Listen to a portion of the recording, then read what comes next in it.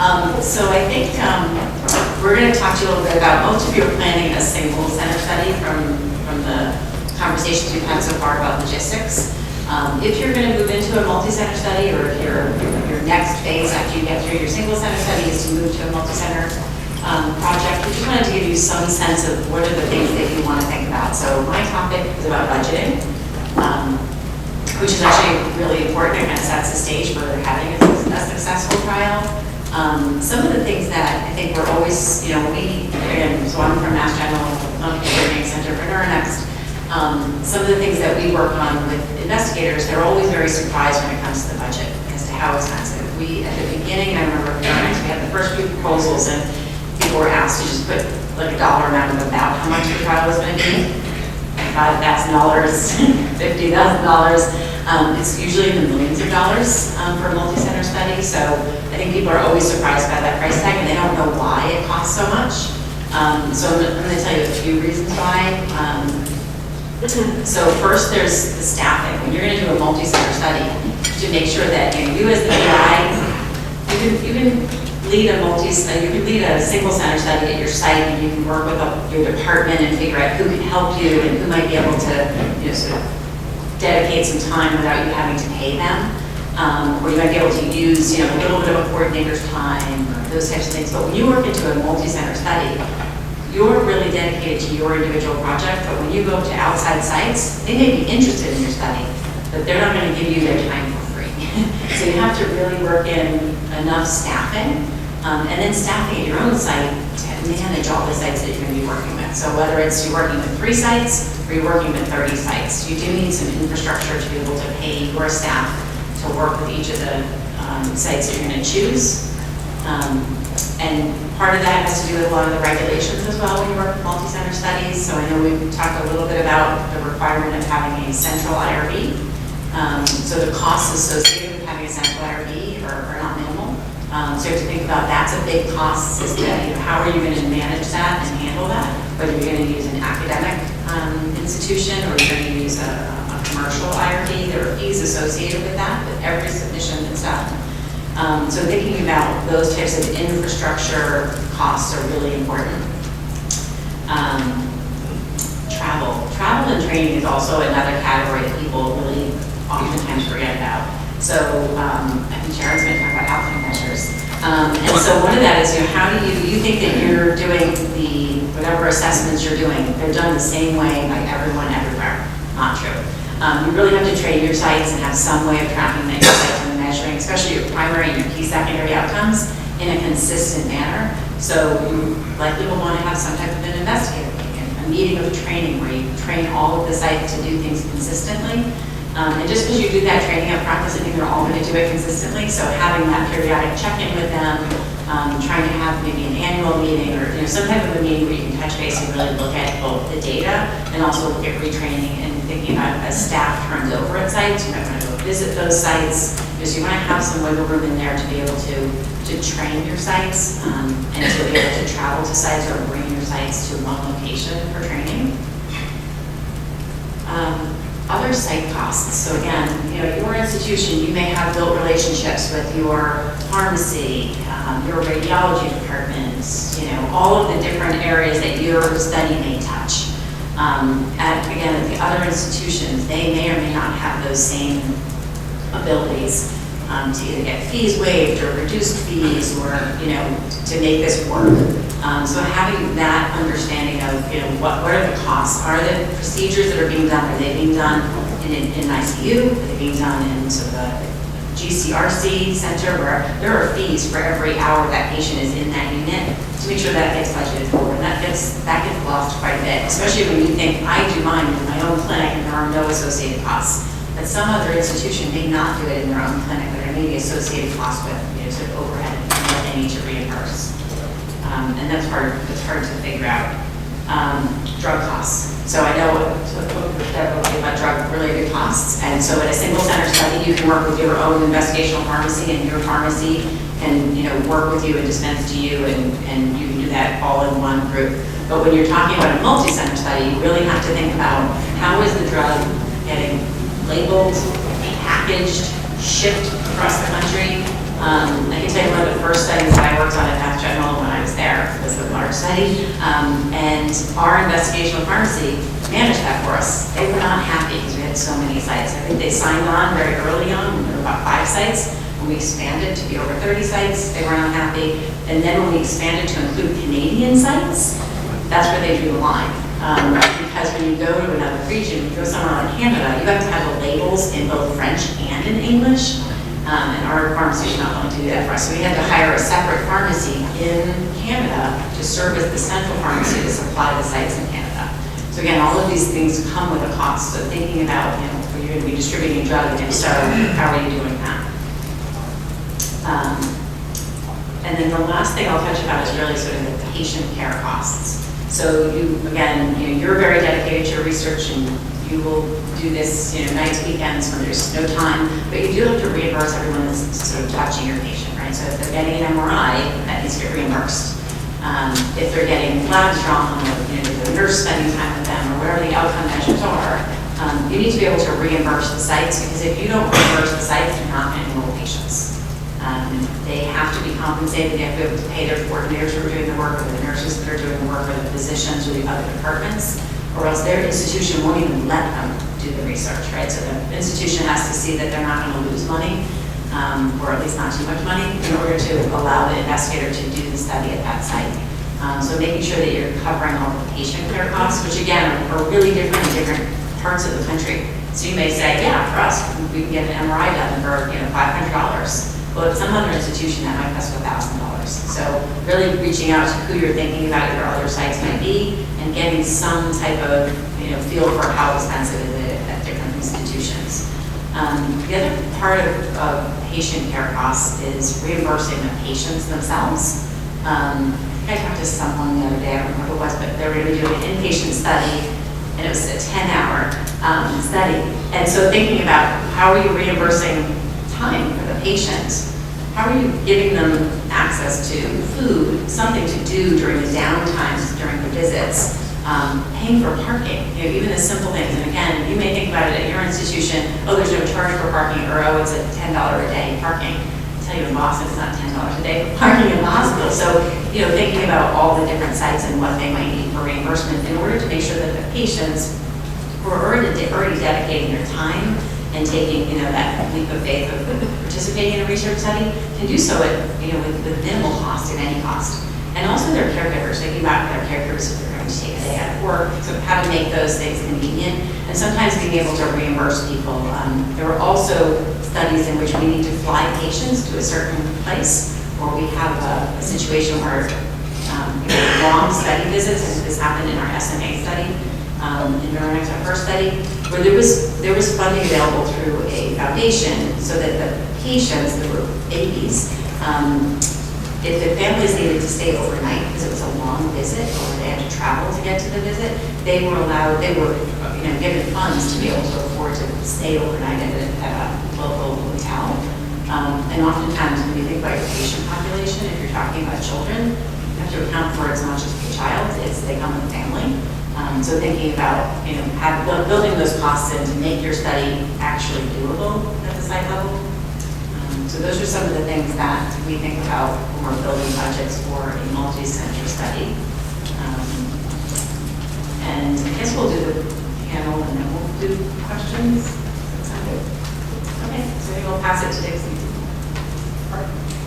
Great. I'm going to talk a little bit more about data collection and how you can standardize that for multi-center trials. So as you heard from the Data Coordinating Center for NeuroNext, and I think that we have seen this a lot in our work at NeuroNext and also in work with other investigators, where somebody has a great idea, they get some funding, and they have thought nothing about how they're going to collect the data, structure the data, and make that packageable so that someone can analyze it.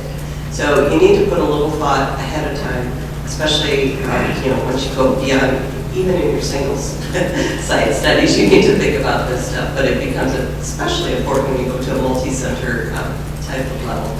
So some of the things you can think about is how you're going to collect the data. Most of you are probably familiar with REDCap. That is something that's available in most institutions. I haven't played in it a lot lately, but I know it's evolved a lot over the years, and it seems to be pretty usable and configurable for general kinds of data collection. And then, with a little work, you can also collect additional data through that.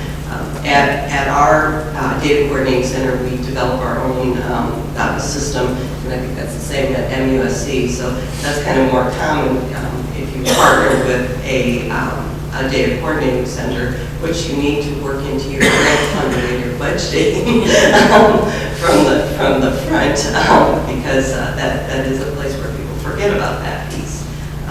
When you're collecting the data, you want to do it in as standardized and manageable way as possible.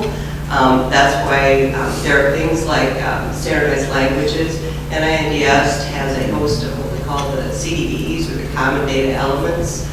Those are all available on the NINDS websites. You can go and they actually have pre-planned data collection forms. It gives you ideas on how to collect the data. There's a lot of tips and techniques that we can talk about on how to do that, but answering a question that you can get an answer to and pull that out and do something with. For inclusion-exclusion criteria, it might be that their blood pressure has to be above or below 140 over 90 or something. So ask, is it better to ask, was their blood pressure over 140 over 90, or what was their blood pressure? And then what would you do with that information later? So setting up all the more you can have integer fields and less text fields and open comments, the more you're going to be able to extrapolate that data and then hand it off to a statistician for analysis. There's a lot of thought that goes into that. There's a lot of people thinking about, well, I'm meeting with the patient, and especially like for patient-reported outcomes or surveys or things like that, trying to do that in a conversational way, but then being able to package that data into fields so that they're able to pull out. I can tell you, I haven't seen a statistician that likes to see an Excel sheet handed to them. They're fraught with danger all over the place. We've dealt with even trying to transfer data to external or receiving data internal vendors. Things truncate, it drops off. They're just not good spreadsheets to use for data collection. So if you don't have a lot of resources, I would recommend trying to find something like RedCap, because that's at least going to help package that up a little bit better, as opposed to plunking that into an Excel spreadsheet. There are other data collection techniques that can be used in multi-center trials to help standardize your data. There's lots of coding languages, and those are extremely helpful. You kind of have to get scaled up to get into this world, but just so you're aware of things like MEDRA language, WHO drug coding. MEDRA is a technique that, or a language that helps standardize how you report any adverse events. And it's done by system, organ, class, and preferred term, and there's a dictionary and training and things like that. But if you're able to partner with somebody, then those are things that, like through our NeuroNext trials, we're able to standardize the DSMB reports. And then that's typically also what the FDA will be looking for, a reporting structure that is familiar and you're able to class things together. And there are techniques on working with your sites as to how to report something so that you can code it up. Are you reporting a diagnosis as an adverse event, or are you reporting all the symptoms that go along with that? And then how does that get coded and classified so that any and all that data can come together and make sense to somebody who can actually pick up on signals when needed. CDISC is a language that, or a technique that the FDA requires for any registration trials, that data is submitted to them in CDISC format. That's an even higher level of application requirements. There's a lot of steps that go along the way to that, where the the EDC is developed, and then there's something called SDTM, and then that's converted to ATOM data sets, and all of this packages up in a way that the FDA requires for any kind of registration trial. So I mean, that's a high bar to reach, and people charge like $1 million to convert your data sets to CDISC. So, you know, if and ever you're to the point where you think you might have a registration trial, that is something that you need to think about ahead of time and budget for and build your data set so that comes along that way. But I don't want to go into a lot of detail about merging data sets and, you know, making those things usable, because that comes along more on the back end. But all the things that come into when we have a study starting up and thinking about how we're going to collect data, we have what we call our CRF build meeting. And and usually the PIs are like, really? I have to fly to Iowa to talk to you about my data collection? And we say, yes, you do. And it's incredibly helpful and has saved time in the end, because we also, we have standard forms that, we're going to collect demographics this way, we're going to collect medical history this way, and a lot of this is based on common data elements. But making sure that you're collecting the outcome, that it's going to be used, something that comes in usable, how you're going to handle missing data. What Marianne kind of touched on, a lot of investigators think that every site does it the way they're used to doing it at their institution, and it just might not be the case. I mean, even things like lab values, everybody thinks, a CBC has the exact same test on it, or a chem panel, or whatever, and we're constantly missing, some type of, liver enzyme or chemistry or something, because that's not the way the panel looks at that institution. So, putting in all those pieces so that all the data gets collected and is standardized across all the institutions, and then it becomes usable for somebody for analysis at the end.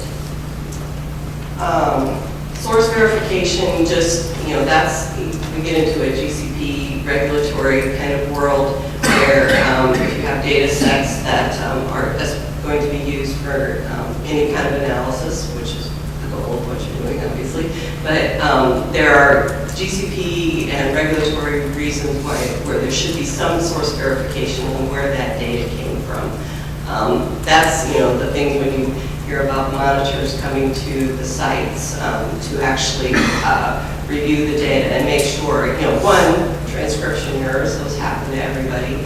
There's lots of things that could be built into the data system to try to track those down and capture them. I don't know, bless you. So it is important, the more regulatory status your trial has, but it's always a good practice that you have some kind of source verification that shows where the data comes from. So then there are acronyms, ALCOA, that it's attributable, that it's legible, that it's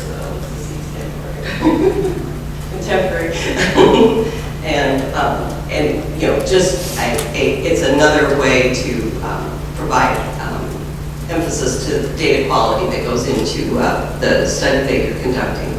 At the end of the day, you are probably, there's new rules now about clinicaltrials.gov. So if your trial is not a phase 1, anything but, if it has an intervention and if you have a site within the United States, roughly what the rules are, you need to register on clinicaltrials.gov. That there now, a lot of institutions have a lot of things in place to help you do that, but if you're not in compliance, there are fines and things like that that come along. But you also need to report to the outcomes that you state on clinicaltrials.gov. So we spend a lot of time telling people you really don't want to have that many secondary aims, because you're going to have to put all those up on clinicaltrials.gov, and it's probably not going to be that meaningful.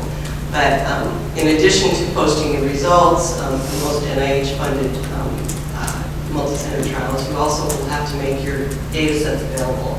We call them these data sets. So for NINDS, there's a repository, And there's a whole checklist and a requirement where you have to package up the data sets you want, from a data coordinating center perspective, that those have all been cleaned and validated and verified.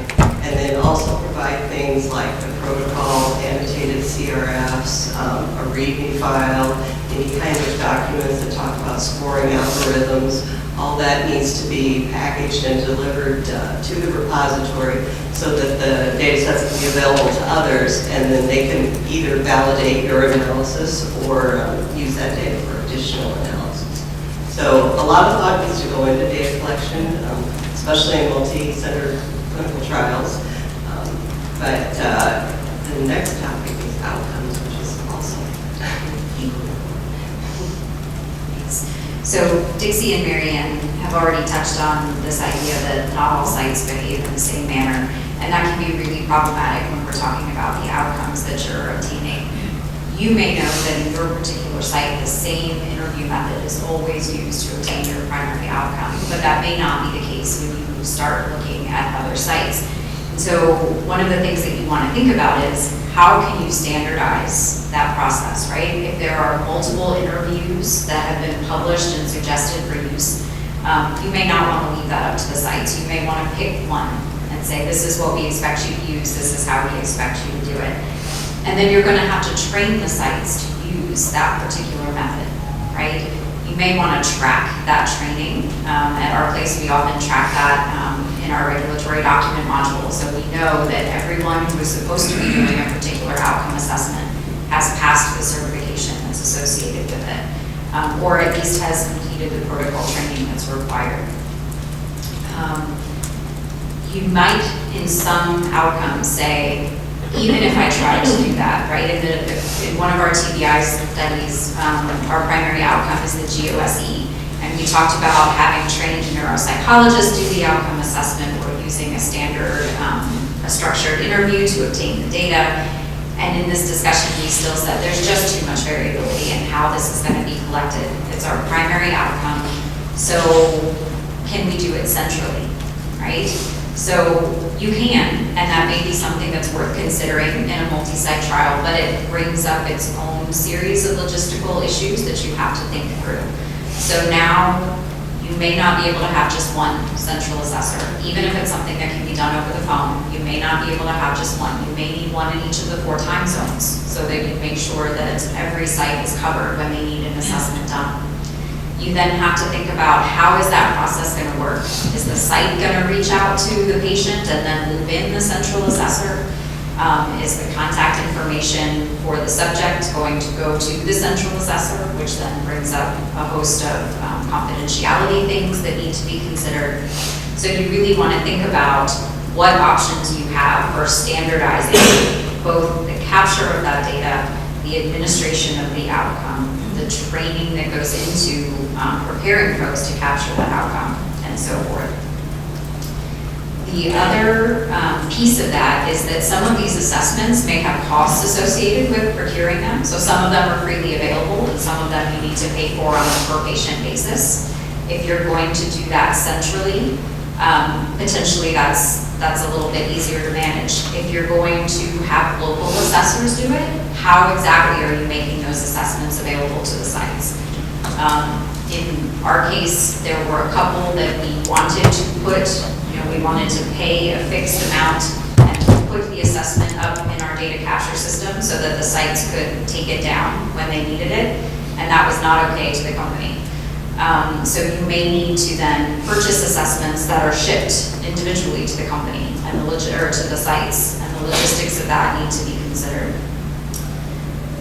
Some outcomes can be done either on paper or electronically.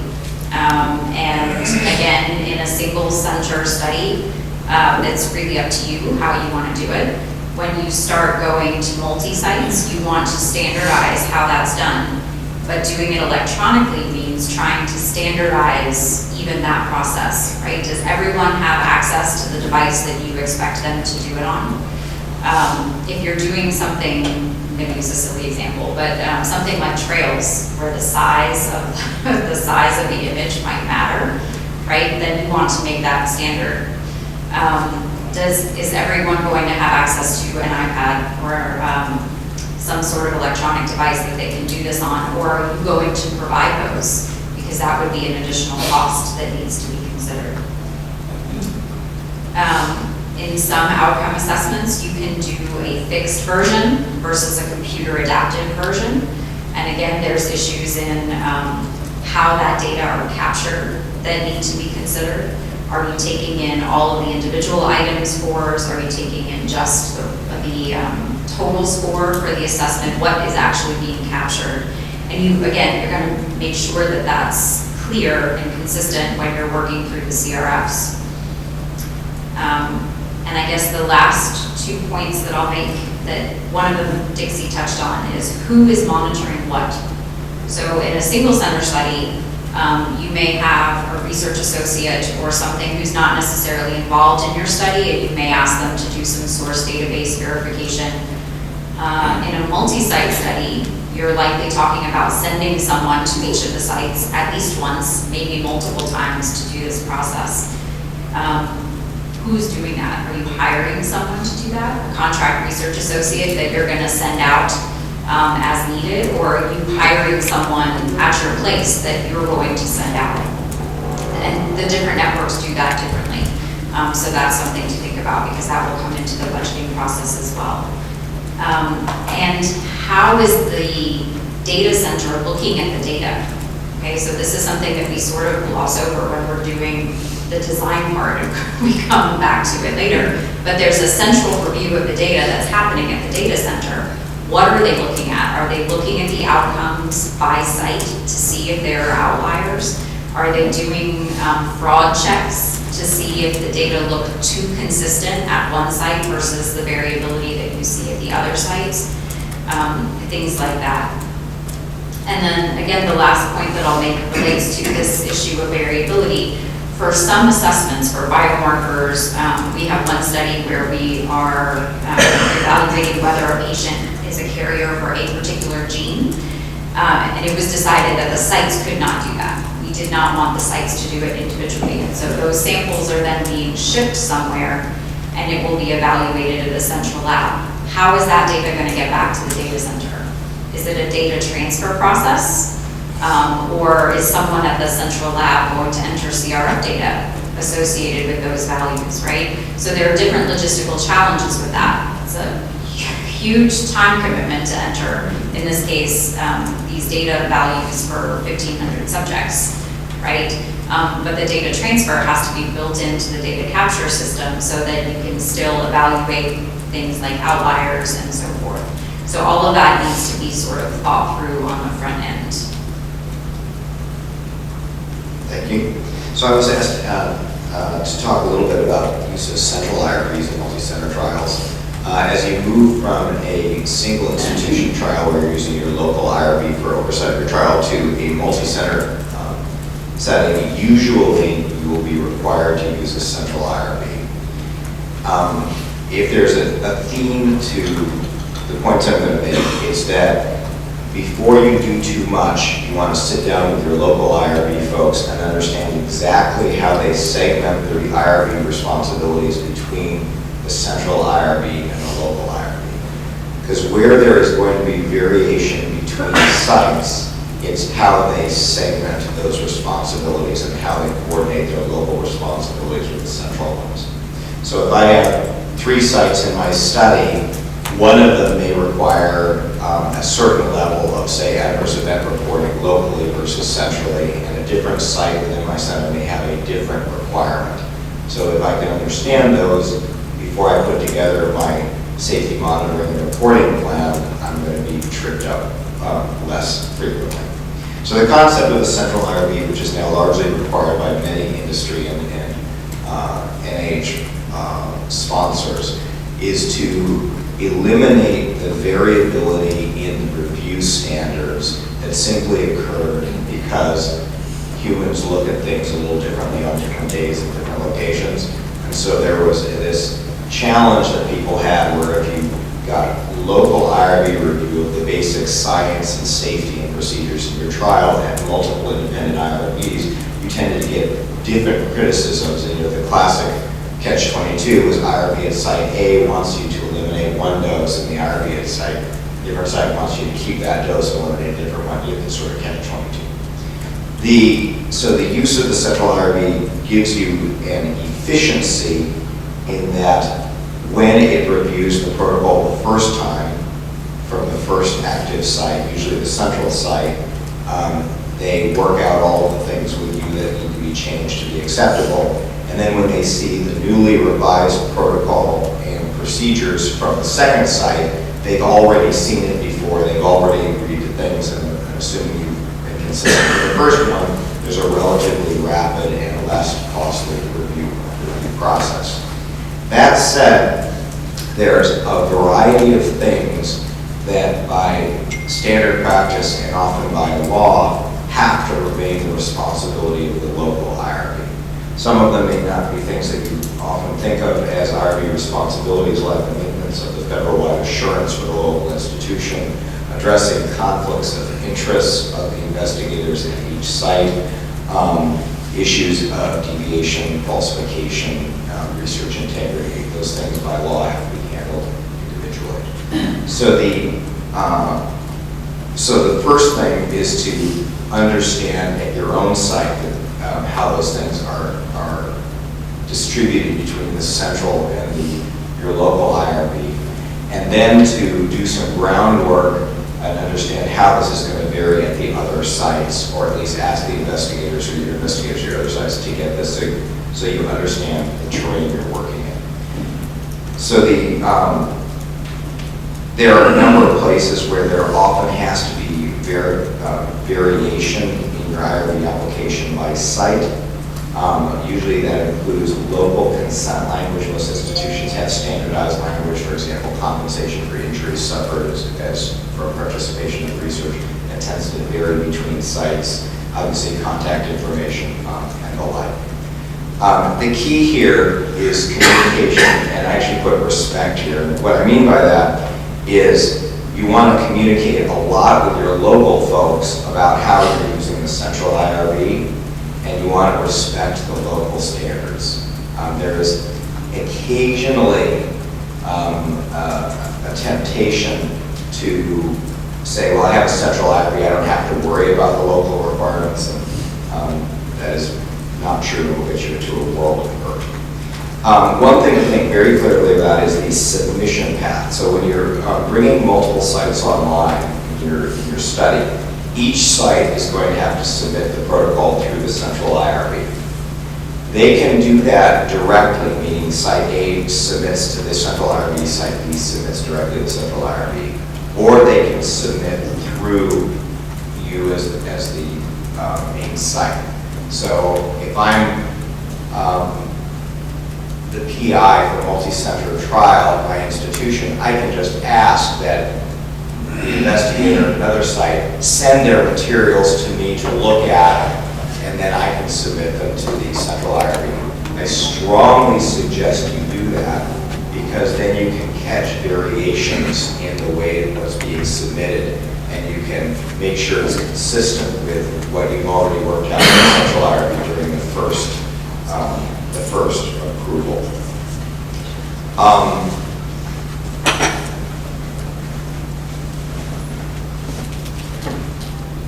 The last thing I want to comment in the interest of time is the difference between a central IRB's responsibilities and a DSMB.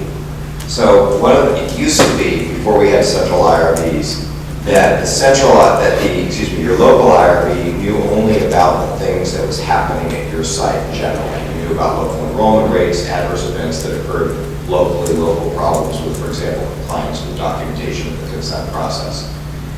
They would get an annual review, which might give some summary information regarding total enrollment and maybe some outcomes or some safety measures.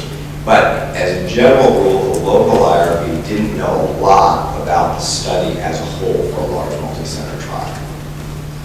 The body that was responsible for oversight and safety review of the study then overall was the DSMB. With the advent of centralized IRBs, there's been a little more confusion. I've seen this in a few studies where The centralized IRB, because it is aware of now all of the adverse event data coming in from all the sites, sees its responsibility as being closer to a DSMB, because now they both are centralized and both have authority over the entire study. In fact, there's incredibly important distinctions both from a regulatory and from a practical point of view regarding responsibilities. And if you just keep those in mind, it will help you clarify during the initiation of your study who should do what.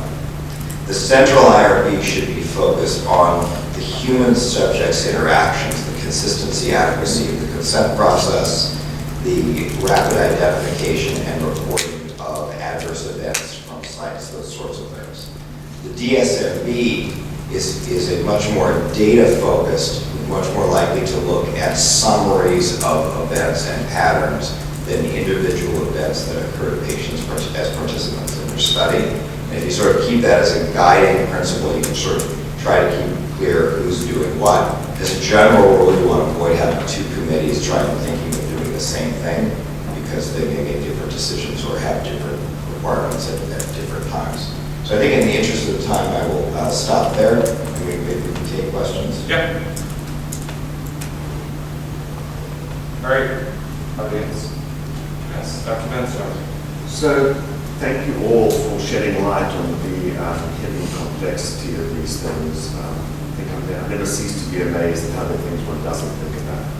And Marianne, I'm wondering if you could comment specifically on the selection of using a cost reimbursable versus fixed price subcontract template in an NIH-funded study, and the potential perils of each of those approaches. I was a little shocked to learn that there were those two different approaches when I first did. And I wonder whether you could sort of give some guidance to the group on that selection. Yeah, so when you say the fixed cost versus cost reimbursable, you mean the per patient costs? Correct. Yeah. So I think, our guidance from the NIH is that we actually need to do that. NIH wants to know exactly what they're paying for, so it has to be reimbursed per procedures that are performed versus just a flat rate. So oftentimes industry-sponsored studies will give a flat rate, so per patient cost will be $10,000 per patient. In the NIH world, and actually a lot of the foundations are going this way as well. If a patient comes in and they don't complete all of the assessments, they don't want to pay for all of those assessments. So they're going to ask the coordinating center, whoever's making the site payment, to base it on data that's been entered into the database. So if someone comes in and has half of those procedures done, what they're going to get paid for is half of those procedures. Or if all of the procedures were done, but the site hasn't yet entered the data into the database, there's no way to reimburse those sites. They're only going to be reimbursed for what's been in the database. There have been some cases, we don't do this in our network, but I know that there are some cases where people don't reimburse until the data has been verified, so until it's been sourced and verified. And that leads to just a longer time for sites to be reimbursed. I think it makes it much more difficult on a site basis, because you're also thinking, how many patients am I going to enroll? You think you can enroll X number of patients, therefore you can hire a full-time coordinator. Some of the patients may drop out, so you're not getting the full reimbursement. You may not, accrue as many, you may have more screen failures. So it makes it much harder at the site level to sort of balance your budget and figure out how to do that. And I think one of the things to perhaps add is that obviously there's a greater complexity to invoicing when one's setting this up as sort of a cost reimbursable. It's a fixed price because you have to track that and then make sure that payments match. But it's also harder on the sites because payments come later, and it's helpful in networks like Neuronext that there's some central support to kind of, get things going. Because in the absence of that, sites can be waiting a long time for the money to begin to flow, and it's hard to charge that effort against those activities. And so when you're on the receiving end of this as a site in a multi-center study, to be aware of those complexities too, perhaps. Yeah, I think that's a really good point. And I also think that some of the challenge at the site level is you get reimbursement you get a check for a dollar amount, and you're not always sure what that dollar amount is depending on who you're getting the dollar amount from. We actually, in our first study in Neuronext, we went back and did some reconciliation. I think the assumption was at the beginning that everybody was cashing their checks. We found a whole site over a 3-year period and not cashed one check. And the site didn't, I mean, they weren't even complaining, they didn't, I think it was because, again, every institution is set up differently, right? So the people taking care of the patients and interacting with the research teams aren't necessarily the people in finance. So unless the people in the finance are breathing down the investigators' neck, they oftentimes don't even know. So we actually alerted the site to this, found out, that checks had gone to the wrong place, we canceled the checks, and reissued those checks. But again, I think oftentimes a central place won't necessarily know that, and it is up to the site. And it takes, this is another thing with staffing and budgeting. It takes time at the site level and if you're the coordinating center level to actually work through how these payments are happening and making sure people are cashing checks and making sure it goes to make research funds as well. Can I answer that? Yeah. I think the other thing is, like in Siren, we typically use an approach that we for the budget justification, we annotate what we think all of those costs are going to be, but we do use mostly fixed costs, but there may be a sort of holdback with, say, 25% for the final outcome and those sorts of things. This is probably, hopefully this will be relevant for you as you design your multi-center trial.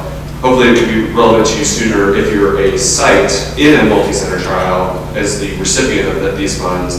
The other thing that gets awfully weird is indirect costs, whether it's an on-campus activity, off-campus activity, whether the per patient cost is inclusive of the indirect costs or whether they're sort of subsetted out. We've often done combined payments, which means the more you negotiate with your university, the lower your indirect rate, the larger portion of the directs you get out of the per patient costs from a Siren study. And typically the PIs in the network have been able to link people across sites and to sort of say, well, this is what the peers are doing to try to make it reasonable. I mean, obviously the university has some administrative costs for a randomized clinical trial that you're doing, but most of it is really coordinated. The bulk of it is really coordinator time and effort. So like when you're building the budget proposal for a grant, you have no idea how much a central IRB is going to charge. You don't know how much a central core lab is going to charge. Is there any resource where you can go to and have some estimate of, when you build out the budget? Yeah, so I think if you want to explore those costs before you put the budget in. So I can just tell you sort of on the Neuronex side, what we do is, we have some experience in this and we can recommend certain orders. We actually get quotes from people before we put a budget together. Also, outside of our Neuronex network on our ALS side, we do the same. So we actually really look to figure out what those costs are going to be, and you have to give a good estimate. I think if you go in completely blind without any conversation, you're likely going to underestimate. Yeah. So at your institution, the officer that handles this kind of thing should have lists. They do this all the time. And so if I go into my institution and I say I'm going to need 100 CBCs, they just know exactly what the cost is going to be. So you just want to find people who do this every day, and you don't want to try to figure it out yourself the first time. And I would just echo that. You need to have someone guaranteeing that they're going to do what you need for a particular price before you make a budget. And this includes the central IRBs. And it means most institutions that have these written agreements with a particular central IRB have a cost structure. There's a sheet like a menu at a restaurant. And if you're applying for a grant, does it make more weight to the grant if you have a layer on for example, central IRB saying that we're going to charge this much, or does it really matter or not? It matters if you put a number that's totally wrong, because people will see that and be like, there's no way the central IRB is going to cost that much. So, the budget justification section typically is limitless in its page restriction. You could put an unlimited budget justification. People aren't going to read an unlimited budget justification, but I have seen NIH grants that have come in. This is in the small business space. Say $500,000 per CRO to enroll 20 Parkinson's patients. That's it. That's a budget justification. A sentence. I didn't like that as a reviewer. So there's probably little problem putting in details. I don't know that you need to put it in as like a letter of support or a quote, But I guess I would say there's little harm in including it, that level of detail. If you're putting that level of detail into your budget, it does demonstrate thoroughness and that the budget is well thought out. Yeah, I mean, that's the really important point. What people do is if the budget justification is 20 pages, I look at for some key items that I know something about because I've had to deal with it. I look for that section and see if what they've written shows that they've really looked into it. And you have no idea who's going to look at what section, so you want to have done your due diligence to know that the prices you're quoting are reasonable and these real costs. And these kinds of ballpark stuff that's thrown out there are red flags for a lack of diligence. And then what about having third party, like some companies, the Logistical announced for one of the speakers in first day, that, those teams, that's part of a grant application, that if you have a third party, Logistical company that is doing this, it's kind of that's what we meant. So I don't, from my standpoint as a statistician, I don't think it matters that you have a third party, but you have to have a statistician. And it would, a real one who's named for a reasonable effort to do the work that you're actually asking them to do, and who is an integrated part of the study team, because it's obvious from the grant application when that's not the case. So we often review applications where the study design is perfectly obvious that there was no statistical input into it, but they found some poor person who was willing to go on the budget justification to say they're going to do the analysis. And unfortunately, that's the poor person who's going to get yelled at when the grant doesn't get reviewed well. So it doesn't matter where that statistical person is, as long as it's clear that they are part of the study team and were involved in putting the plan and the research design together. That's my opinion. Can I add to that? Because one thing, we talked about this in our small group, and I think it's particularly critical with newer applicants. And one of the things that to me is a red flag, like Roger mentioned, budget justification, I look at the bio sketches, now you have to have this personal statement. And if you have these collaborators, particularly if there's no documented record of you guys publishing together before, which may very well be the case with your statistician, if the statistician's personal statement says something that's relevant to your project, I feel a little more comfortable that you've actually talked about it. If it's like some obscure thing about some theoretical research they do that has absolutely nothing to do with your project, I start to get concerned that maybe this isn't a real collaboration. But the other thing I would just sort of add is, while I won't review your grant, at least because Chris has a subcontract with me and you're at the University of Iowa, if you at the University of Iowa were submitting a neurologic trial and you were looking for a private statistical analysis firm, I would think that's weird because Chris, he's a good guy. Yeah, I think the contracting with a separate firm is a little bit of a red flag because of this issue that Sharon's making about the team. What we're looking for is evidence that you and the statistician talk about this stuff all the time. You started talking about it when you were designing the study. They weren't just an add-on. And we're looking for all kinds of indirect evidence that there's this ongoing scientific peer-level teamwork. And we look at everything. We look, is the effort appropriate? Is the evidence of that input in the grant application? Is it in the bio sketch? Is it in the publication record? And that's a big deal because there's a long history of statisticians being added on at the last minute just because it's like a checkbox. I need diversity, I need a statistician kind of thing. And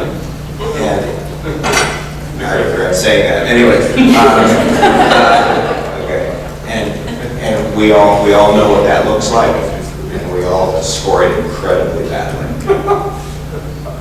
All right. One thing we got to wrap up. One comment I wanted to mention quickly, just based on you talked about many things that you talked about standardization. But one of the things I think would be important to make sure people hear is this is a common mistake I think juniors sometimes establishment. Standardization does not mean write the protocol the way you do it at your center and expect everyone to do it that way. And that's true for outcome assessment as well as clinical standardization, how the patients are managed. For one of our studies, we in traumatic brain injury, we had an investigator meeting where everyone got into a room and argued for what felt like hours about what was the right, were you there?